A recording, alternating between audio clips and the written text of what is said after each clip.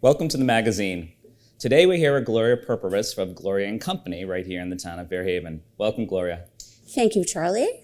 So tell us, when did Gloria and Company come into existence? Gloria and Company came into existence about 30 years ago.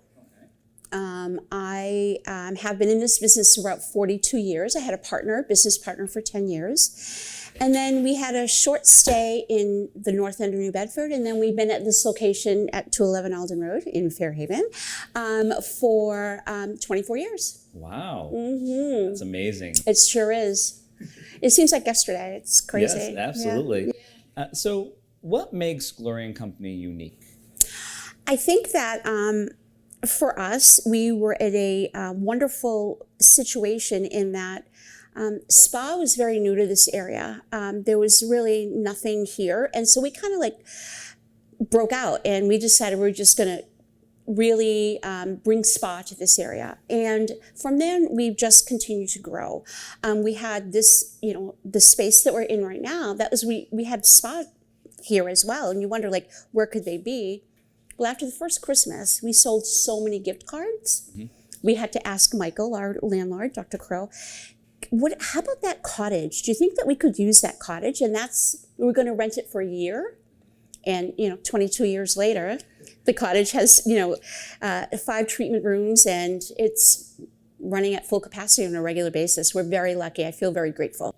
Well, it's also a great uniqueness. I have been a customer of yours for probably 24 years. And we are very grateful for that as well. Our friendship means a lot to me. Yes, absolutely. Yes. So tell us a little bit of the services that you offer here. Well, again, we're full spa. We have nails, we have pedicures, we have skincare, we have massage, we have pregnancy massage, and we do amazing hair. We are constantly devoting ourselves to lifelong learning. That's everyone that works here constantly is in a space of learning. When you feel so passionate about something, you always want more information, and that's where we all are. So today, as I shared with you earlier, we spent the day upgrading all of our facial services for our guests so that we can provide even better service for them. So training is ongoing. Constant. And education. Absolutely. We've attended educational events together. Yes. Yes. Down in New Orleans. Yes, we did. And it was wonderful. And it was a very uplifting situation to make us all better, to make the business of Gloria and Company, the business of Mo Life, better. Yep. Yeah, absolutely. It was amazing. So what is your mission? Our mission is to provide exemplary customer service. Like, that is my passion. I want people to feel special when they come here. I want people to feel that what we're doing is something that's totally customized for just them. And that is truly our mission. So it's a great mission to have. Thank you. Thank you. So we've just all endured and are still enduring a pandemic. Yes. How did that affect Gloria and Company? Well, I would love to share with you that I was this amazing leader that, used that time to build my team. And no, being totally transparent, I cried every day. I felt very much not in control. I was very, very concerned about our business and us being able to survive. That was a very long time for us to be closed without any income coming in. Mm-hmm. And it was an overwhelming feat for us. We had 22 employees. We wanted to make sure that we were taking care of all of them. Where, when they were furloughed, were they being paid properly? So yeah, I wish that I could say that I had, worked it and it was, we came out of it stronger. I think that what I realized is that the pandemic changed all of us. Mm-hmm. And I think that we've all come back a bit different. And what I can very much say that I've come back very much more grateful for the little things in life.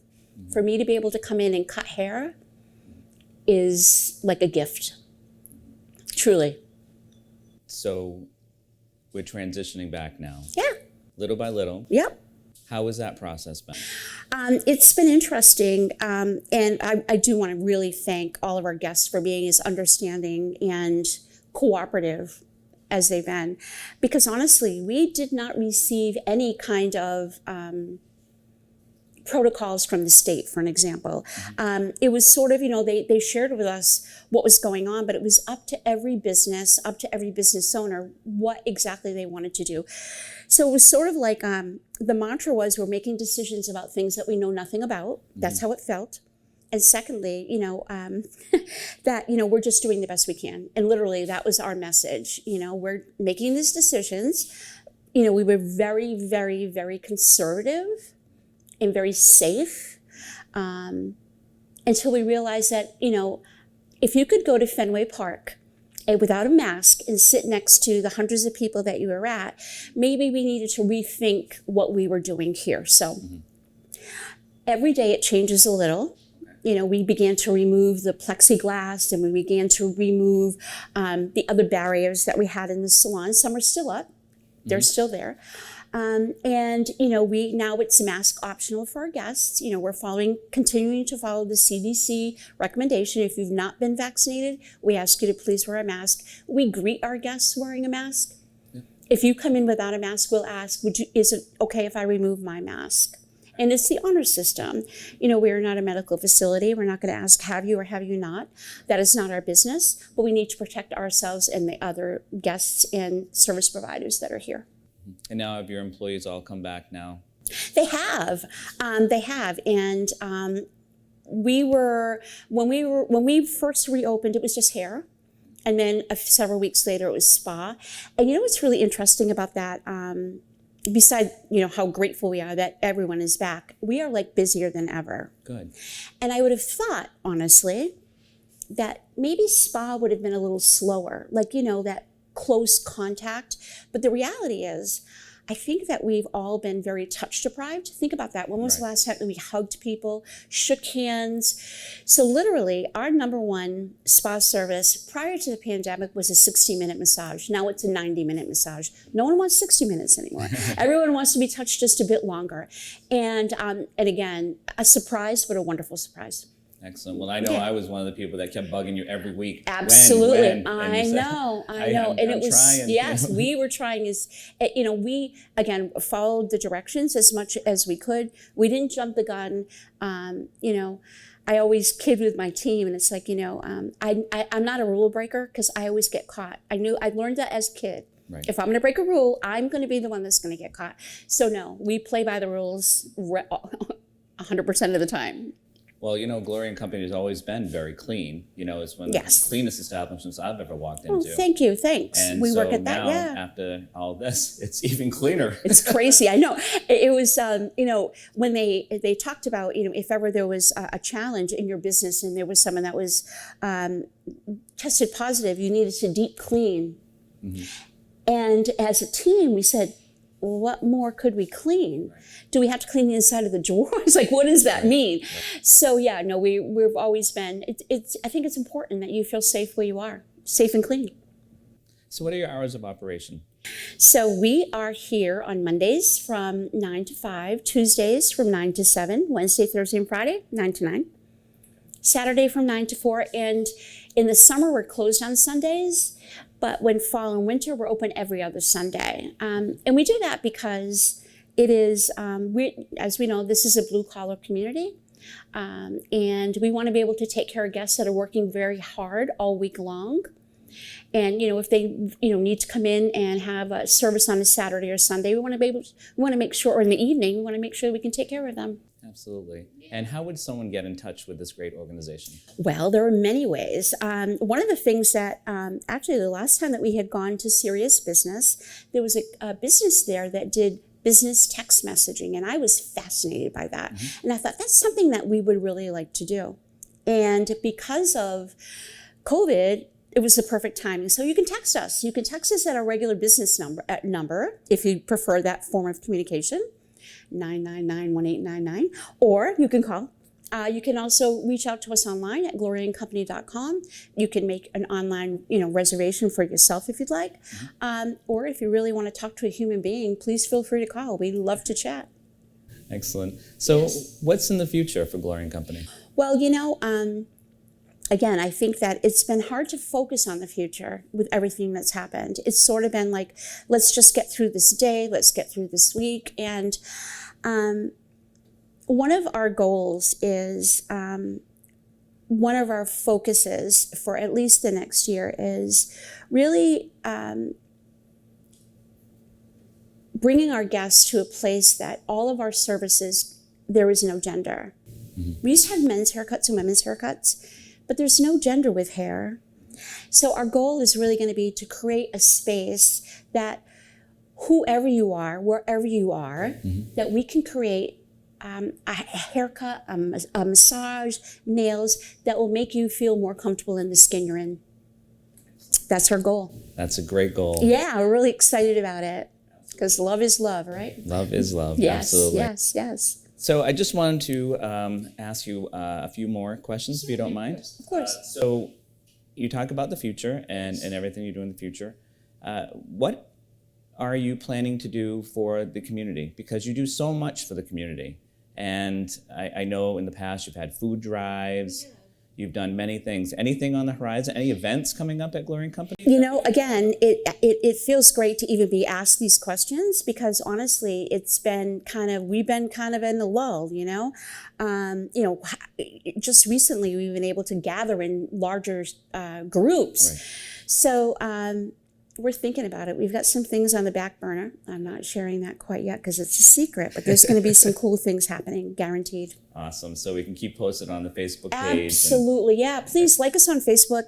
We've got some, that's how you find out what's happening with our vibe, with, what's happening in business, new services, special promotions, because we want to take care of you. Okay. And just a final question for you. Why do you do this, Gloria? I adore what I do. It is the most challenging situation I think I could ever put myself in. And I really love the technical part of it. I love the technical part of it because you never learn everything. There's always something new on the horizon. If you said to me, you know what, Gloria, you know everything there is to know about hair, I go, okay, I'm out. Right. But there's always something new. So that part of it is so challenging and exciting, the chase. The business part of it, the giving back to the community, to creating our own community family here and seeing people become even more and more successful, their lives becoming better and better and better. That's it. Doesn't get better than that.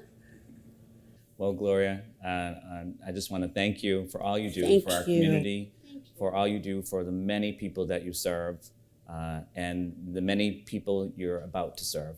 Thank you, Charlie. More to come. Again, this is an amazing opportunity. Thank you for the honor.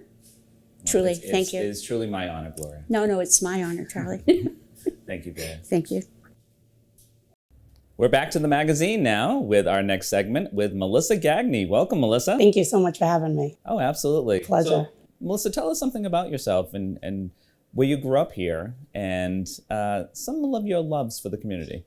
So I've lived here my whole life and grew up in the Fairhaven, New Bedford area, and it's just a special community to me. I kind of, inside and out, I'm very much of our small community that we have here, and I'm very proud of it and very happy to be a part of it. And I've just always felt that way, even at a younger age when it's weird and you don't. Right. Well, we're very happy that you're a part of our community. Thank you. So how did you get into real estate?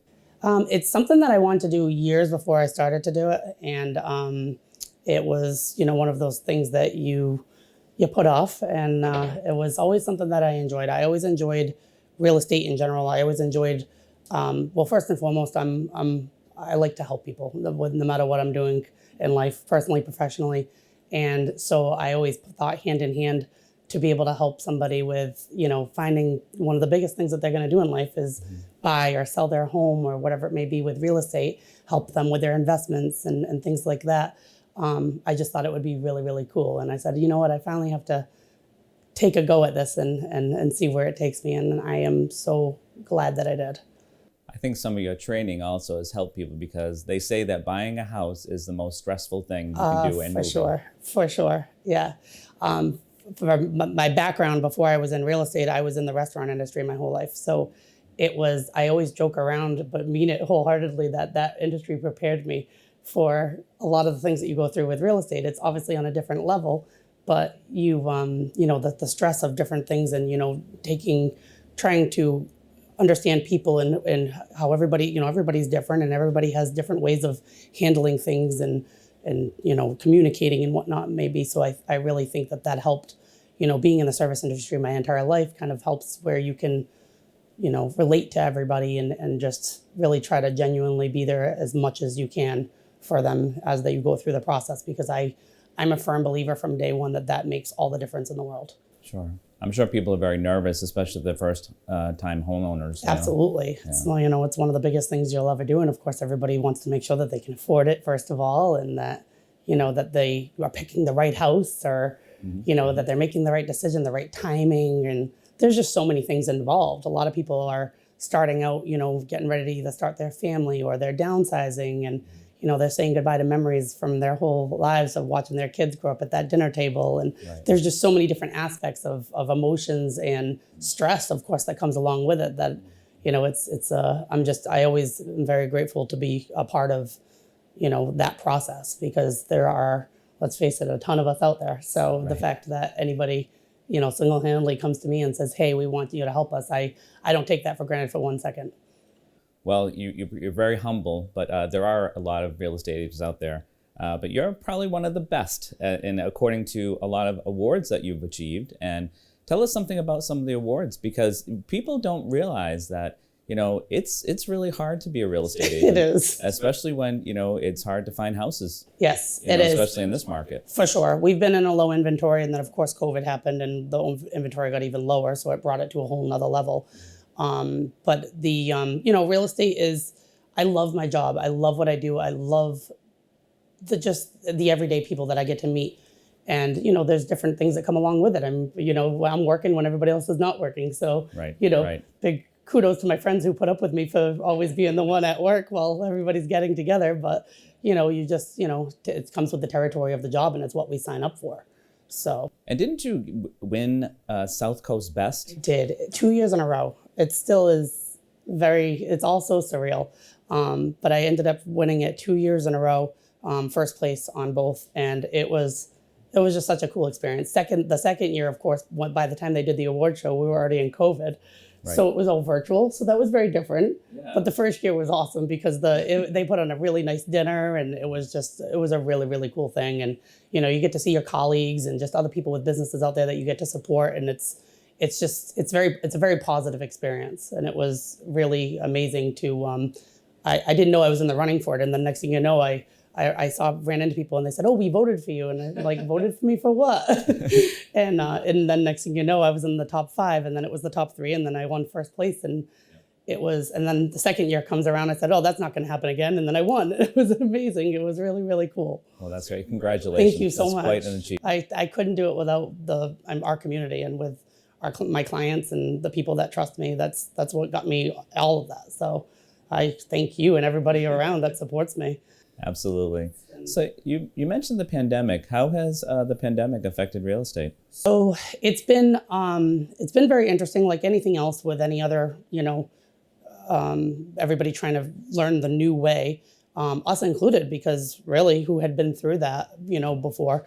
And so myself and our office, we were very hands-on with trying to be the most respectful of our clients as possible, and while trying to still get their real estate needs done, because there are circumstances where you still had to sell, or you had to buy, you needed a place to live. So it was very different with just making sure the amount of people, of course, in a house, and doing open houses were just not a thing for a good year and a half. And so what would happen instead was to do a showing on one of your listings, you end up being there for one day for 4, 5, 6 hours, because you're trying to do one person at a time, in and out. You're trying to, wipe down door handles, or we started calling them museum style showings, where, we would only be the ones opening the doors, so that way when the people were coming home that lived there weren't germs, or you tried to stop spread as much as you possible, especially in the beginning, because we knew so little about it. Right. So we were extremely extra with things that we realized obviously down the road were not, necessary, but it was better to be safe than sorry. So it's been wild, and then of course it took our low inventory that we were already in and just put it into something that I still have no words for. It was such a super low inventory that to say it was a seller's market was not even, wouldn't do it justice, because it was buyers out there all going for what seemed to be the same house. And it's tough, and it's a little heartbreaking because you want everybody to get that house, and obviously there's only that one house that they're all going after. And so but we got through it, and now inventory is starting to come up, so it's super exciting. And Good. more than ever, you get excited. We were a little bit later this year because everybody was still, a lot of people were still hesitant. But post 4th of July has been really good so far. So I'm super excited to hopefully keep that coming, so we can try to help, because I know not only my clients, but I see people from doing showings at the listings that I've been seeing for the last year and a half coming through, and it's tough, and you want, everybody to figure out what they're going to do. This is people's homes we're talking about. It's not, going out for a piece of cake. Right. So it's, I'm excited to be able to bring more listings out there for people to buy. So. Excellent. So during the pandemic, you were very busy. Yes. Selling houses and doing all that. Last year was a whirlwind. I don't think I had a life, but business was great. And it was, and good, and you're very good at what you do. Thank you. But I also know that you are also very involved with service during the pandemic. Yes, absolutely. I felt a need, I always have, but I felt a need more than ever, to be where my career is at right now, and then was something that's always been very special to me, and giving back and making sure, and then more than ever, I would see people who, elderly, who couldn't leave their homes, or, whatever it may be. And I thought, what, we are busy right now, and in a world that who knows what's going on. I still can't understand why real estate went crazy, on a pandemic, when you almost would think in the beginning that it would be the opposite. So we had put together quite a few, a couple of food drives to try to get food out to the community, and very involved with, MO Life Food Pantry, of course. So, doing that and opening, and it was really hard to get people to help us, as you are very aware of, because it's understandably so, people don't want to put themselves at risk, for their own family's sake, for whatever the reason may be, and I totally get that. But I figured I'm out there anyway and working, and I'm, trying to be very careful out there, and so we have a duty to our community, and so between the food pantry and food drives, we tried to make sure that people had food, and that nobody was at home trying to figure out where they were going to get their next meal, or when there was a toilet paper shortage. We were lucky enough to go through a few different channels, and we worked with the Fairhaven Council on Aging, and we did we actually worked right from here, from the Fairhaven office, and we had they came and picked us up in the buses that they picked them up in, and we went and dropped off bags of things, with toilet paper to deodorant to paper towels, canned goods, of course, that won't expire for a while, so that way, just in case. And it's just something that I felt that we absolutely should and needed to do. And yeah, so it was. So I know that you're a part of the Fairhaven Rotary Club. Yes. And I know that when the call went out for the food pantry, the Greater Boston Food Bank, yes, we had shut down at the MLA Food Pantry. We shut down for the 2 weeks in March because we all thought that it was going to be over 2 weeks. Yes. Back then. And then when we got that call, Ivan reached out to the Fairhaven Rotary Club, Ivan Brito, who was a member of He's the a Fairhaven rock star. Yes, he's a great guy. And so he reached out to the Fairhaven Rotary Club, and 3 members of the Fairhaven Rotary Club came forward because everyone else were either scared, Yes. Had family members that couldn't be out in the public, so they supported us in different ways. Yeah. But that first week of April, That was wild.